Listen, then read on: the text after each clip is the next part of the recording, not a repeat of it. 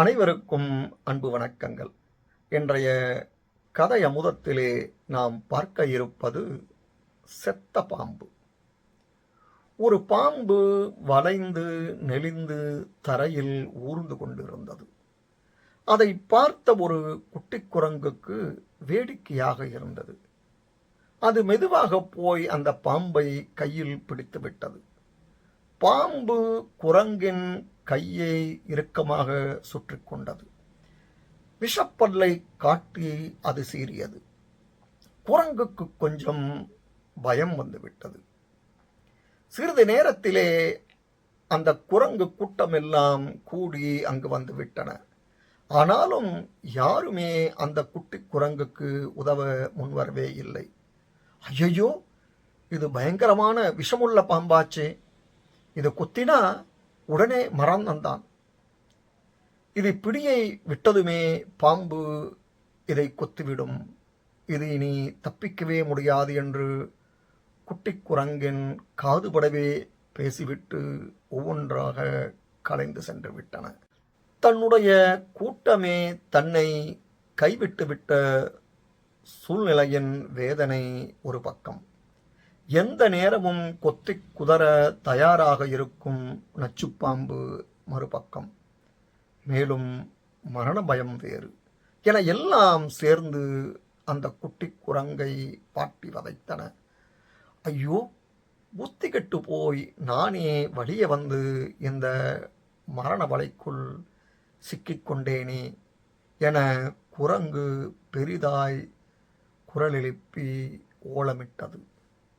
நேரம் ஓடிக்கொண்டே இருந்தது. உணவும் தண்ணீரும் இல்லாமல் உடல் சோர்ந்து போய்விட்டது அந்த குட்டி குரங்குக்கு. கிட்டத்தட்ட மயங்கி சரியும் நிலைக்கே வந்துவிட்டது. கண் இருளத் தொடங்கியது. அந்த நேரத்திலே ஞானி ஒருவர் அந்த வழியே வந்தார்.